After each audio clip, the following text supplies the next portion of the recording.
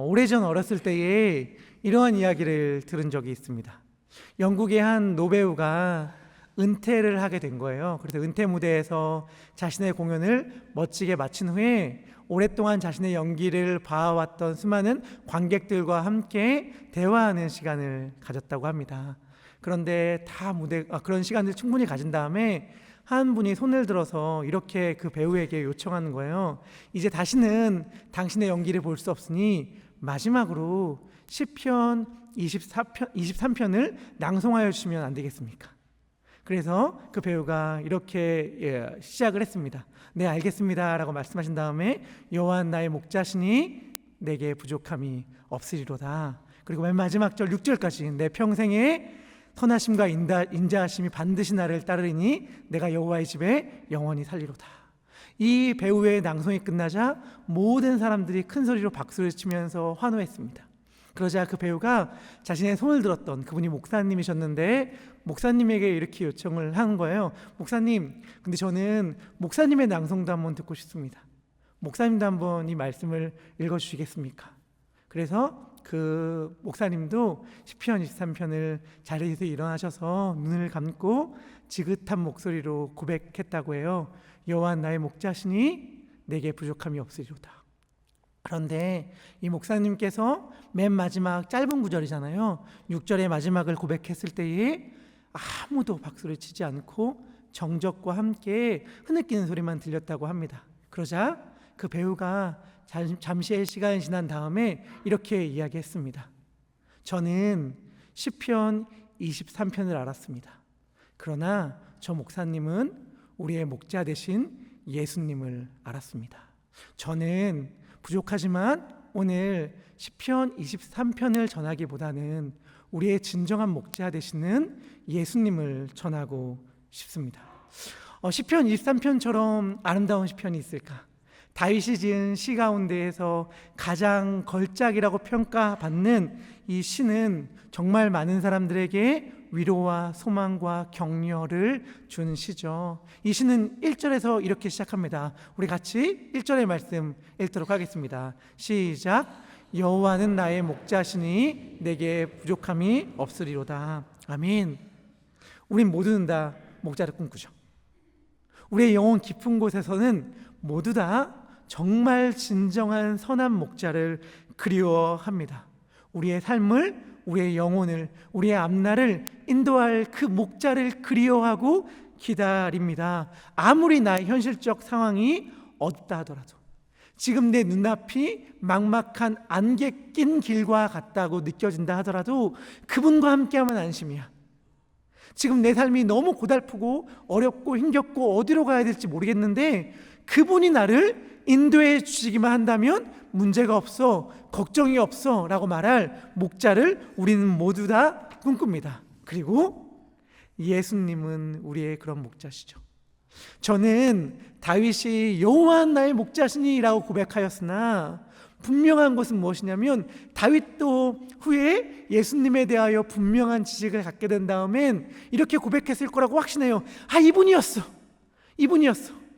정말 내가 그토록 기다리던 목자, 정말 나의 영혼을, 나의 삶을 인도할 목자가 바로 이분이었구나 라고 말할 분이 예수님이었을 거라고 확신하고 우린 이미 그분을 알죠. 그리고 그분을 우리의 목자로 고백하죠. 예수님은 우리의 선한 목자시잖아요. 그분은 우리의 목자신데 그분이 목자일 때 우리는 어떠한 삶을 살게 되나요? 2절은 이렇게 고백합니다. 우리 2절의 말씀도 같이 읽도록 하겠습니다. 시작. 나를 푸른 풀밭에 누이시며 쉴만한 물가로 인도하시는도다. 그분은 우리를 푸른 풀밭으로, 쉴만한 물가로 인도하시는 분이죠. 그래서 푸른 풀밭에서 풍성한 꼴을 먹이시는 분이시며 쉴만한 물가로 가서 우리의 목마름을 해결해 주시는 분이 예수님이십니다. 그분은 우리를 먹이시고 입히시고 배부르게 하시는 분이 예수님이세요. 저는 이 2절의 말씀을 읽으면서 예수님이 우리의 목자이지만 동시에 우리의 요리사이기도 하다는 생각을 하게 되었습니다. 왜냐하면 그분은 우리를 먹이시는 분이시거든요. 그분은 우리의 목마름을 해결해 주시는 분이거든요. 어제 큐티 본문인 시편 22편 26절은 이렇게 이야기를 합니다. 겸손한 자는 먹고 배부를 것이며 여호와를 찾는 자는 그를 찬송할 것이라. 너희 마음은 영원히 살지어다. 아멘. 하나님은 누구시죠? 예수님은 누구시죠? 먹이시는 분이죠. 요한계시록 3장 20절에서 라오디게아 교회를 향해서 예수님이 하신 말씀이잖아요. 볼지어다 내가 문 밖에 서서 두드리노니 누구든지 내 음성을 듣고 문을 열면 내가 그에게로 들어가 그와 더불어 먹고 그는 나와 더불어 먹으리라. 예수님은 우리를 먹이시는 분 아닙니까? 이 주제를 가지고 담임 목사님 말씀을 또 전하기도 했는데, 저는 이 말씀이 그런 말씀이 아닌 것 같아요. 어떤 말씀이 아니냐면, 우리가 열심히 요리 잔뜩 차려놓고 먹으려고 하는데 갑자기 예수님 문 열고 들어와서 잠깐만 나도 좀 나눠줘, 나 배고프거든, 나도 좀 나눠줘서 우리 같이 먹자 라고 말씀하시는 말씀이 아닌 것 같아요. 어떤 말씀이냐면, 우리에게 먹을 것을 베풀어 주시는 분, 우리에게 마실 것을 주시는 분이 예수님이라는 생각을 하게 돼요. 예수님이 빈들에서 수많은 무리를, 셀 수 없는 무리를 먹이셨을 때를 기억하시나요? 혹은 사마리아 땅에서 수가의 여인에게 영원한 샘물을 주셨을 때를 우리 다들 알고 있잖아요. 그리고 부활한 후에 디베라 호숫가 갈릴리 바다에서 제자들을 만난 후에 그들에게 아침밥을 차려줬던 예수님은 우리는 다 알고 있는데, 그 말씀들을 기억하면 다 뭐라고 예수님이 말씀하시냐면, 너희가 먹을 것이 있니? 나에게 물을 좀 다오, 고기를 잡은 것 좀 내와, 이렇게 말을 해요. 그러니까 마치 우리가 가지고 있는 것을 예수님이 달라고 하는 것처럼 느껴져요. 내가 목마른데 물을 좀 다오, 너희가 먹을 것을 있으면 좀 나에게 가져다 줘, 너희가 잡은 고기를 나에게 좀 갖고 와 라고 말씀하심으로 마치 우리의 것을 가져가는 것처럼 느껴지지만 우린 다 알죠. 예수님은 결국엔 어떻게 하세요? 베푸세요. 수많은 무리를 먹이시고 물을 달라고 말했던 그 여인에게 영원히 목마르지 않는 생수를 선물해 주시고, 갈릴리 바닷가에선 그 제자들에게 미리 준비한 아침상을 차려주시죠. 예수님은 누구시냐? 예수님은 우리를 푸른 초장으로, 쉴만한 물가로 인도하셔서 우리를 먹이시고 우리의 목을 축여주시는 목자이자 요리사이신 분이 예수님이십니다. 또한 예수님은 누구실까? 예수님은 우리의 의사시죠. 우리의 의사. 우리 중에 육신이 아픈 분들, 영혼이 병든 분들이 있을 터인데, 우리의 진정한 치유자가 되시는 분은 예수 그리스도십니다. 우리 함께 3절의 말씀을 읽도록 하겠습니다. 3절의 말씀입니다. 시작. 내 영혼을 소생시키시고 자기 이름을 위하여 의의 길로 인도하시는도다. 아멘. 그분은 우리의 영혼을 다시 회복시키고 살리시는 최고의 의사이십니다. 길 잃은 우리들에게 정답이 되시고 길 자체가 되시는 분이 바로 예수님이십니다. 예수님께서 이 일들을 하실 때 뭐라고 말씀하시냐면 자기 이름을 위하여 라고 말합니다. 우리 다 알죠? 예수님이 자기 이름을 위하여 라고 말할 때에 그것은 나를 위하여, 너 위해서 하는 것 아니다, 나 때문에 나 위하여 하는 거다 라는 의도가 아닌 거 우리 다 알고 있죠. 예수님이 자기 이름을 위하여 라고 말씀하신 말의 뜻은 무엇이죠? 내가 내 이름을 걸고 내 명예를 걸고 나의 존재를 걸고 이 일을 할 것이다. 내가 나의 전부를 걸고 너의 영혼을 다시 살릴 것이다. 내가 나의 존재를 걸고 너를 책임질 것이다. 이 고백을 지금 예수님은 우리들에게 하고 계신 것입니다. 혹시라도 지금 길을 잃어버린 것처럼 느끼시는 분이 계신가요? 나의 영혼이 아파, 병들었어, 힘들어, 지쳐 라고 생각하시는 분이 혹시 계신가요? 이 시편 23편 3절의 말씀을 붙들기를 원해요. 예수님은 뭐라고 말씀하시냐면, 내가 나의 전 존재를 걸고 나의 생명을 걸고 너의 영혼을 살릴 것이다. 너의 길을 반드시 인도할 것이다 라고 말씀하셨고, 정말 그러하셨죠.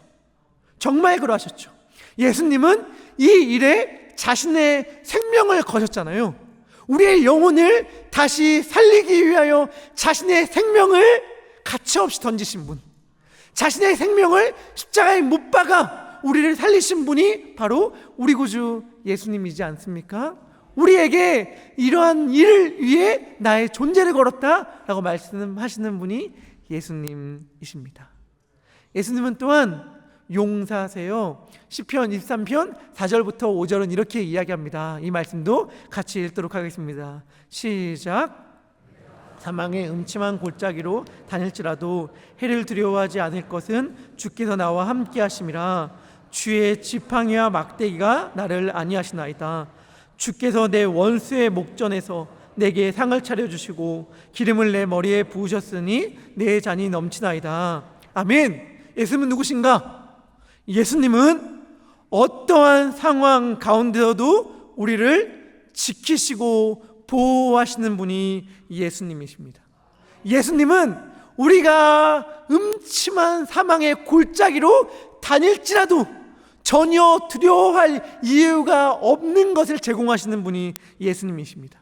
지금 우리의 마음을 힘들게 하는 문제가 있나요? 가정의 문제, 상황의 문제, 사업의 문제, 관계의 문제가 혹시 있나요? 분명하게 말씀드릴 수 있는 것은 그 모든 문제보다 예수님이 더 힘이 세시다는 것입니다. 우리를 힘들게 하는 그 어떠한 것보다 예수님이 더 강하십니다. 우리가 그 예수님만 붙들고 있다면, 우리가 그 예수님만 따라가고 있다면, 예수님은 우리를 힘들게 한 바로 그것, 그 원수의 목전에서 우리의 상을 차려주시고 우리를 배불리 먹게 하시는 역전의 은혜를 경험하게 하실 것입니다. 우리의 예수님은 이러한 분이세요. 또 예수님은 누구십니까? 예수님은 우리의 집이 되시는 분이시죠. 우리 23편 6절의 말씀을 같이 읽도록 하겠습니다. 읽겠습니다. 시작. 선하심과 인자하심이 반드시 나를 따르리니 내가 여호와의 집에 영원히 살리로다. 아멘. 뭐라고 이야기하죠? 내 평생에, 내 평생에, 한순간에 그 타이밍에만 아니라 내 평생의 날에 선하심과 인자하심이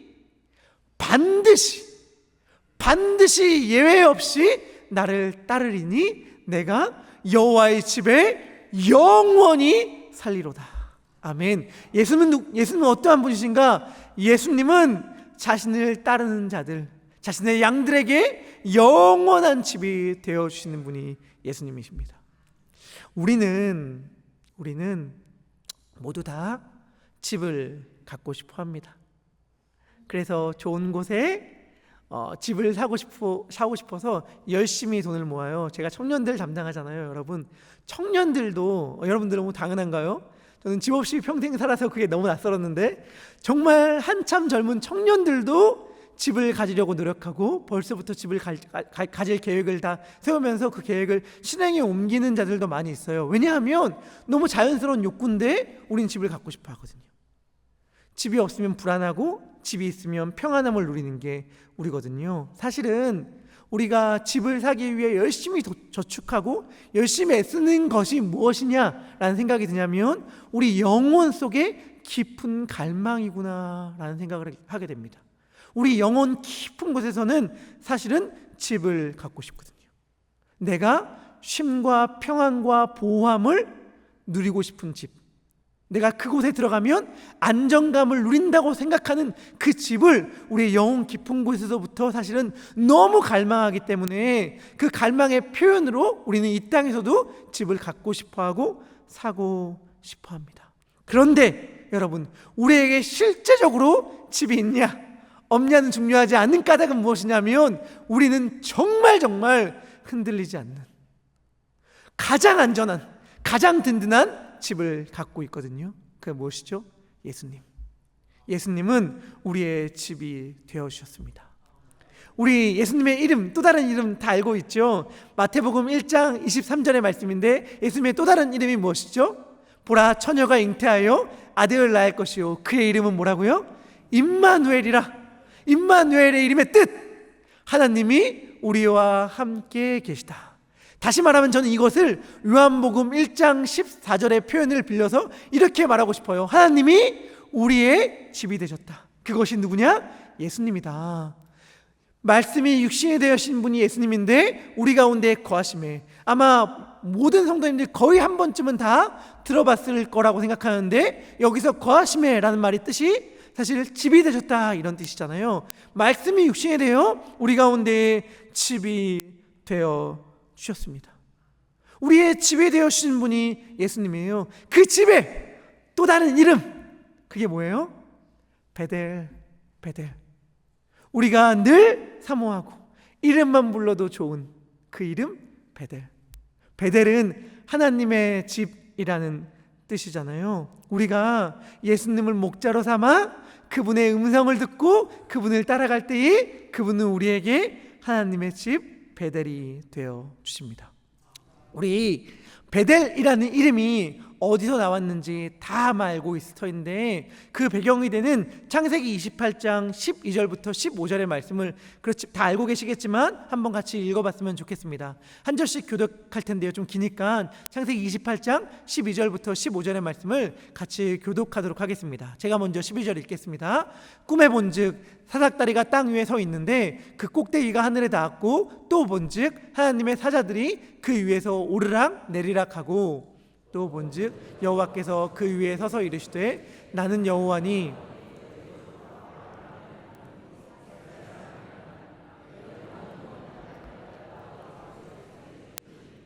내 자손이 땅의 티끌같이 되어 내가 서쪽과 동쪽과 북쪽과 남쪽으로 퍼져나갈지며 땅의 모든 족속이 너와 내 자손으로 말미암아 복을 받으리라. 내가 너와 함께 있어 내가 어디로 가든지 너를 지키며 너를 이끌어 이 땅으로 돌아오게 할지라. 내가 내게 허락한 것을 다 이루기까지 너를 떠나지 아니하리라 한지라. 아멘. 15절의 말씀을 보면 내가 너와 함께 있어 내가 어디로 가든지 너를 지키며, 이 말은 하나님이 야곱의 목자가 되어주겠다는 말인 동시에 야곱이 어디로 가든지 그의 집이 되어주겠다는 약속이죠. 이 배경을 아마 알고 있을 것입니다. 야곱이 형 에서를 속인 다음에 형이 분노하자 형을 피해서 외삼촌 라반이 있던 하란으로 도망가던 길에서 노숙하면서 차가운 돌베개를 베고 잘 때에 하나님이 환상 가운데 나타나셔서 꿈속에서 본 장면이 바로 12절의 내용이잖아요. 꿈에 보니 사닥다리가 땅 위에 있고 하나님의 천사들이 그 위에서 오르락 내리락 하는 거 말이죠. 이 환상을 보고 이 하나님의 말씀을 들은 다음에 야곱의 반응이 어떠했습니까? 16절부터 19절까지인데요, 이 말씀도 같이 교독하도록 하겠습니다. 제가 16절 읽겠습니다.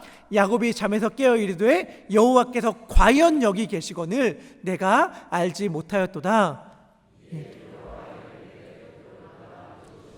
이곳은 다름 아닌 하나님의 집이요 이는 하늘의 문이로다 하고, 야곱이 아침에 일찍이 일어나 베개로 삼았던 돌을 가져다가 기둥으로 세우고 그 위에 기름을 붓고 그곳 이름을 베델이라 하였더라. 이 성의 옛 이름은 루스더라. 아멘. 여기서 베델이 나왔는데, 베델이 어떠한 곳이냐면 하나님의 집. 잠에서 깨어 여호와께서 과연 여기 계시거늘 내가 알지 못하였도다. 이곳은 하나님의 계신 베델이다 라고 고백한 장면이 바로 이 창세기 28장의 내용이죠. 그런데 창세기 28장의 내용을 제 신학교 교수님이 설명해 주면서 되게 재밌는 이야기를 하나 들려주셨어요. 그게 뭐냐면 유대인들 가운데는 이러한 얘기가 전승으로 재밌게 전해져 내려온다는 거예요. 그게 뭐냐? 야곱이 꿈속에서 본 게 뭐냐면 사닥다리가 땅에 닿아 내렸고 천사들이 오르락 내리락 한 거잖아요. 왜 천사들이 오르락 내리락 했을까? 유대인들은 이렇게 그 이유가 이렇다라고 하면서 전해져 내려오는 이야기가 있다고 합니다. 그게 뭐냐? 야곱의 얼굴이 너무 궁금해서 야곱의 얼굴을 보기 위해 천사들이 올라갔다 내려갔다 했다는 거예요. 그러면 천사들끼리 서로 얘기하는 거죠. 너 얼굴 봤어? 너 얼굴 봤어? 얼굴 봤어? 왜일까? 천사들이 너무 궁금했다는 거예요. 뭐가 궁금했냐면 대체 누구길래, 대체 어떻게 생긴 인간이길래 하나님의 사랑을 그토록 받을 수가 있는가? 되게 그 하나님의 사랑을 대체 받은 사람은 어떻게 생겼는가? 이토록 큰 사랑을 받은 사람의 얼굴이라도 한번 보자 라고 하는 궁금함으로 천사들이 와서 야곱의 얼굴을 살펴봤다는 거예요. 그렇죠. 야곱은 정말 하나님의 사랑을 받은 자이죠.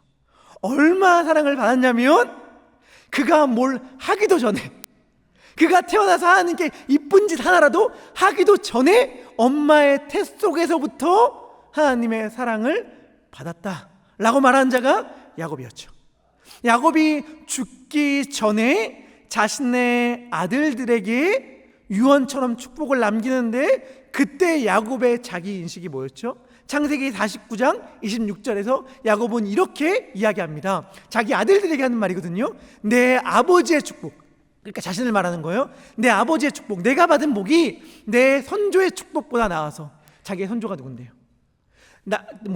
맨 처음엔 너의 아버지라고 얘기합니다. 너의 아버지라 하면 자기죠. 그 다음엔 내 선조라고 얘기해요. 내 선조는 누구냐면 자기 할아버지란 말이죠. 누굴까? 아브라함이잖아요. 그러니까 야곱이 어떠한 고백을 하고 있냐면, 내가 받은 복이 나의 할아버지 아브라함이 받은 복보다 더 컸다.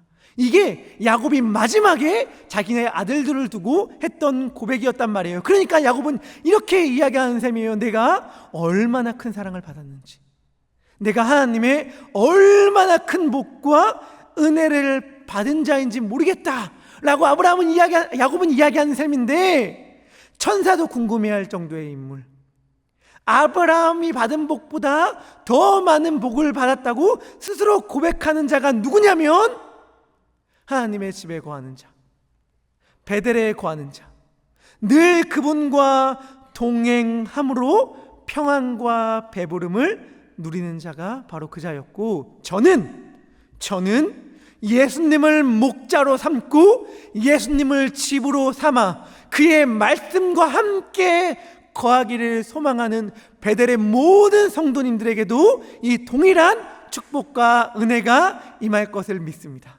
우리는 이미 다 그 은혜와 복을 받은 자예요. 다윗이 얘기하기를 여호와 나의 목자시니 내게 부족함이 없으리로다. 내 평생에 선하심과 인자하심이 반드시 나를 따르리니 내가 여호와의 집에 영원히 살리로다 고백하면서 자신이 부족할 것이 없다고 이야기했는데, 바로 그 다윗의 고백을 살아낼 수 있는 자들이 우리 아닙니까? 우리는 그 이름 자체가 여호와의 집, 하나님의 집인 베델 교회의 성도로서 예수님을 목자로 삼아 날마다 그의 말씀에 인도하심을 받음으로, 정말 시편 23편의 고백이 다른 누군가의 고백이 아니라, 이게 사실 제목처럼 적혀져 있는 게 다윗의 시이지만 이건 1절에, 히브리 성경을 보면 1절에 포함되어 있는 내용이거든요. 근데 다윗의 시, 그 이름에 사실은 쭉쭉 긋고 선을 긋고 자신의 이름을 넣어도 무방한, 자신의 이름을 넣어도 무방한 문구의 시다 라고 해도 전혀 이상하지 않을 삶을 살아가고 있는 자들이 바로 우리라고 생각이 됩니다. 그래서 시편 24편은 다윗의 시인 동시에 사실은 우리의 시고, 베델 성도님들의 시고, 베델 성도님들은 영원히 베델 하나님의 집에 거함으로 시편 23편을 다 살아내는 자들로 믿습니다. 이미 그러한 삶으로 예수님이 우리를 초대해 주셨어요. 말씀을 마무리하면서 저는 다윗의 시를 읽으며 한 인물이 떠올랐습니다. 그것이 누구냐면 사울이었어요. 저는 다윗을 생각할 때면 늘 사울과 대조되어서 머릿속에 생각이 됩니다. 사울은 누구냐? 사울은 이스라엘의 초대 왕이었고 이스라엘의 왕정을 연 인물이죠. 한 나라의 왕이 되었던 그의 책임감이 얼마나 무거웠을까? 저는 감히 헤아릴 수는 없지만 어느 정도 짐작이 됩니다. 우리 여기 계신 가장분들, 한 집안을 책임지시는 분들, 사실은 그 삶의 무게가 많이 무겁잖아요. 그 어깨의 짐이 얼마나 무거울까? 내가 잘못하면 단지 나만 고생하는 것이 아니라 나의 가족들이 다 고생한다는 생각에 흔들리지 않고 무너지지 않고 조금이라도 현명한 선택을 하기 위하여 얼마나 했습니까? 그것이 가장 아닌가요? 또 여기 계신 한 집의 엄마라는 존재는 얼마나 위대하며 위대한 동시에 또 얼마나 고달픕니까? 우리가 다 익히 들어 우리에게 너무 친숙한 말이 있죠. 그것이 무엇이냐면 엄마는 아플 수도 없다라는 거잖아요. 우리의 자녀들이, 우리 남편들이 아플 때에도 엄마는 어때요? 아프면 안 돼요. 왜냐하면 아픈 가족들을 내가 아프면 보살필 사람이 없으니까. 그러니까 우리 엄마들은 아픈 가족들을 돌볼 뿐만이 아니라 자신이 아프지 않기 위해 자신도 돌봐야 하는 그 부담감에 눌려서 살아가고 있죠. 우리 다 이러한 부담감을 안고 살아갑니다. 자녀들도 사실 마찬가지거든요. 부모님이 얼마나 힘들게 살아가는지를 알기 때문에 힘들고 지쳐도 그 힘들다는 말을 부모님께 차마다 하지 못하고 어떻게든 혼자서 이겨내려고 노력하고 애쓰는 모습들이 사실은 우리의 자녀들의 모습인 것 부모된 우리가 너무나도 잘 알지 않습니까? 그리고 한 기업체를 이끄시는 사장님이 계시다면 그 사장님은 어때요? 내가 이 기업을 잘못 운영하면 나만 망하는 것이 아니라 내게 속한 직원들도, 그리고 직원들의 가족들도 같이 힘이 든다는 생각 때문에 그 부담감으로 인해서 얼마나 사실은 힘겨운 날들, 무거운 날들을 살아가고 있습니까? 우리가 한 가정을 경영할 때도, 한 자그마한 사업을 경영할 때도 이럴진데 한 나라를 경영하는 왕이라면 그 부담감이 얼마나 심했을까요? 사울의 삶, 사울의 그 어깨에 눌린 짐, 그 짐을 놓고 사울이 분투했던 그 삶을 성경은 딱 한 줄 사무엘상 14장 52절에서 이렇게 고백합니다. 우리 같이 읽도록 하겠습니다. 시작. 블레셋 사람과 큰 싸움이 있었으므로 사울이 힘센 사람이나 용감한 사람을 보면 그들 불러 모았더라. 아멘. 사울의 평생 동안 전쟁이 끊이지 않았습니다. 얼마나 치열했을까요? 왜일까? 전쟁에서 지면 죽으니까. 나만 죽는 게 아니라 나라가 망하니까. 사울은 전쟁에 지지 않기 위해 몸부림쳤습니다.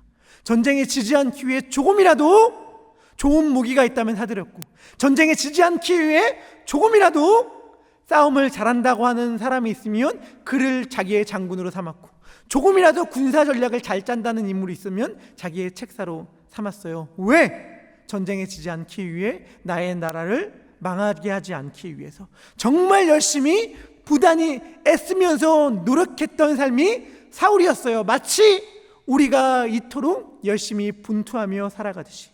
그래서 사울의 삶은 어떻게 되죠? 전쟁과도 같은 삶을 살다가 전쟁터에서 죽게 되는 게 사울의 삶이었습니다. 이스라엘의 두 번째 왕 다윗, 오늘 시편의 주인공인 다윗은 그러면 무엇을 구했는가? 사울은 평생 동안 싸움에서 승리하는 것, 딱 그거 하나를 구했다면 다윗은 무엇을 구했는가? 시편 27편 4절은 이렇게 고백합니다. 우리 같이 읽도록 하겠습니다. 읽겠습니다. 시작.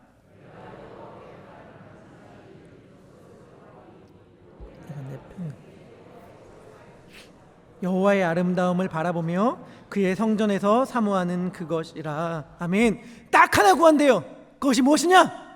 전쟁에서 승리하는 것, 이기는 것, 우리나라가 부강해지는 것이 아니라 여호와의 집에 평생토록 살면서 여호와의 아름다움을 바라보면서 그의 성전에서 하나님을 사모하고 사랑하는 것.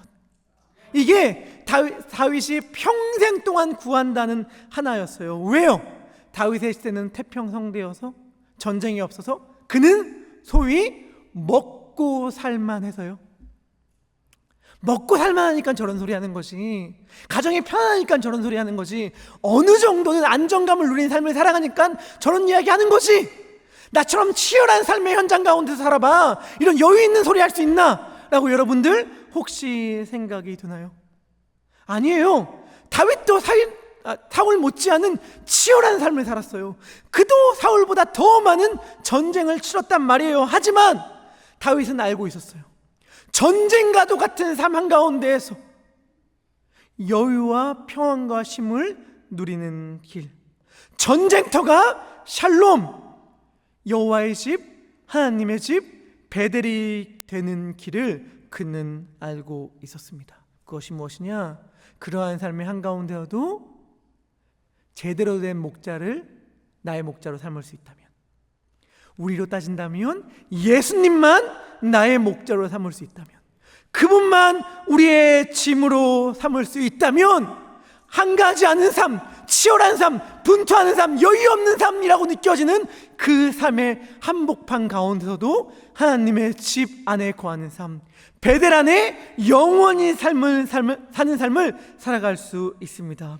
부족함이 없는 삶은 더 치열하게, 더 피 터지게, 더 땀 흘리며 노력하여서 그 싸움으로 인하여 얻는 것이 아니라 우리의 구주 되신 예수님을 목자로 삼을 때만 살아갈 수 있는 삶입니다.